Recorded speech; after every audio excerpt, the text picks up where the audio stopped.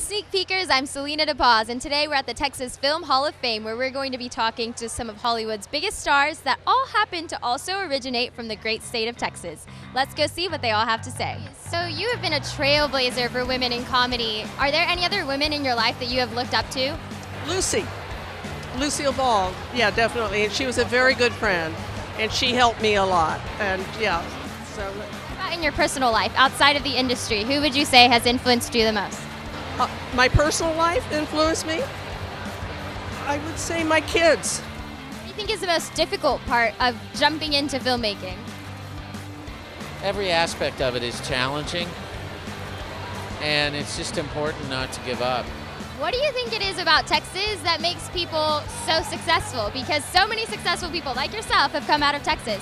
Very easy answer. It's our community. Our community here in Texas supports local businesses, entrepreneurs, creative industries.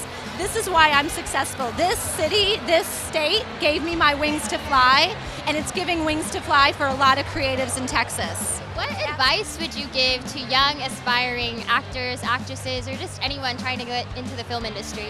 Study, work. That's how I did it. Frankly, a lot of it is luck. And I would be lying if I said I wasn't incredibly lucky to be where I am. But I started by reading a lot of Tennessee Williams and working with an acting coach. I was living in New York. I was 18 years old. And I auditioned, and I was an extra on a lot of really terrible things, and I did a lot of really terrible work. And, I still don't think I'm the best in the world. But you just work and work and work and study. And for me, that's what's worked so far. Everybody Wants Some is set in the 80s. If you could time travel to any period of time, what would you pick and why? Oh man, any period of time? Well, I think my lady would really like to go back to like the 50s and the 60s. So I'd go there for her as a gift to her. But really, I really dug the music back in the 80s. So I think I would go to like 84, 85. And I'd love to go back to the 70s too.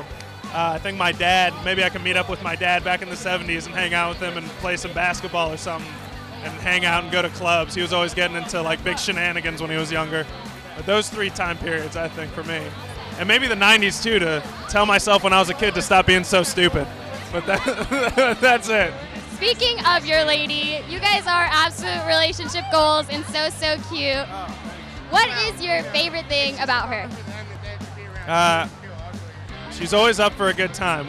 She's my best friend. I mean, that's all I can say about that. I mean, we just get each other, so it's a no-brainer for us. What can you tell us about the behind-the-scenes environment on Everybody Wants Some? There's just a bunch of guys who are there for each other. There was no me guys. It really was a team. Like a team. It was just a team. Like everyone was there to support one another, everyone was there to love one another, and everyone was there to make each other look good.